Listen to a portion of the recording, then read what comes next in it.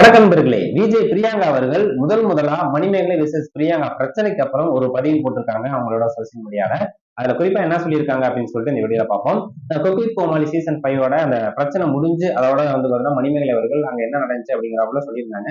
பிரியங்கா வாயை திறந்து ஏதாவது சொல்லணும் அப்படின்னு சொல்லிட்டு சோசியல் மீடியா விவாதங்களே பெரிய அளவுல போயிட்டு இருந்துச்சு.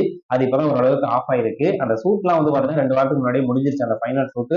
அவங்க கப் யாரு கொடுத்திருக்காங்க அப்படின்னு பார்த்தோம்னா பிரியங்கா அவர்களுக்கு தான் கொடுத்திருந்தாங்க அப்படின்னு சொல்லிட்டு அப்பவே தகவல் வந்துச்சு.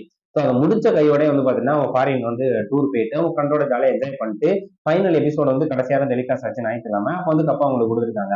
ஸோ அப்ப வெளியில என்ன சொல்லியிருக்காங்க அப்படின்னு சொல்லிட்டு பார்த்தோம் அப்படின்னா, இந்த கப்பு வாங்குறதுக்கு நான் 10 வருஷம் தவம் இருந்தேன் அப்படிங்கிறப்பல சொல்லியிருக்காங்க. கிச்சன் சூப்பர் ஸ்டார் அப்படின்னு சொல்லிட்டு ஒரு நிகழ்ச்சி 10 வருடத்துக்கு முன்னாடி வந்திருக்கு. அப்போ பாத்தீங்கன்னா அதை கலந்துக்கிட்டு டைட்டில் வின் பண்ணுவேன் அப்படின்னு சொல்லிட்டு காத்துக்கிட்டு இருந்தப்பதான் டைட்டில் எனக்கு கிடைக்கல. சோ அதே ஒரு சமையல் நிகழ்ச்சியில குக் வித் கோமாளி சீசன் 5 பாத்தீங்கன்னா நான் கப்பா வின் பண்ணியிருக்கேன். 10 வருடம் ஆச்சு. 10 வருடம் உழைப்புக்கு கிடைச்ச ஒரு வெற்றி அப்படிங்கிறப்பல எனக்கு ரொம்ப பெருமிதமா சொல்லியிருக்காங்க. மணிமேகலை விசஸ் பிரியங்கா அந்த பிரச்சனையை பத்தி ஏதாச்சும் பேசியிருக்காங்களா அப்படின்னு பார்த்தோம்னா அதை பத்தி அவங்க எதுவுமே பேசல. அந்த ஷோல பாத்தீங்கன்னா அவங்க எவ்வளவு கஷ்டப்பட்டேன் அப்படிங்கிறப்பெல்லாம் சொல்லியிருக்காங்க. அதாவது அந்த ஷோல அவங்க வாரம் வாரம் சமைக்கிறத அவங்களே டேஸ்ட் பார்க்க மாட்டாங்கன்னா அங்க உள்ள நடுவர்கள் அதுக்கப்புறம் ஃப்ரெண்ட் எல்லாம் டேஸ்ட் பண்ணி பார்த்துட்டு எப்படி இருக்கு அப்படின்னு சொல்லுவாங்க. இதை நான் சமையல் பண்றதுக்கு அந்த ப்ரிப்பரேஷன் எல்லாம் பண்ணுவாங்க பாத்தீங்கன்னா அதை பாத்துட்டீங்கன்னா கத்துக் கொடுத்தவங்களுக்கு ரொம்ப நன்றி அப்படிங்கிறாப்புல சொல்லியிருக்காங்க.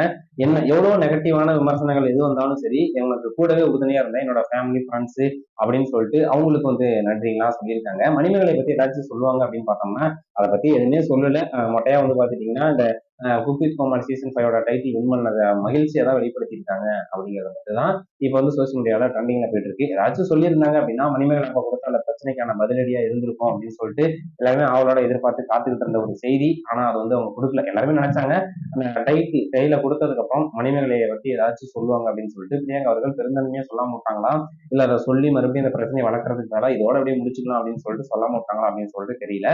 பிரியங்கா அவர்கள் டைட்டில் வின் பண்ணதை பத்தி நீங்க என்ன நினைக்கிறீங்க அப்படின்னு சொல்லிட்டு மறக்காம கமெண்ட் பண்ணுங்க. தேங்க்யூ.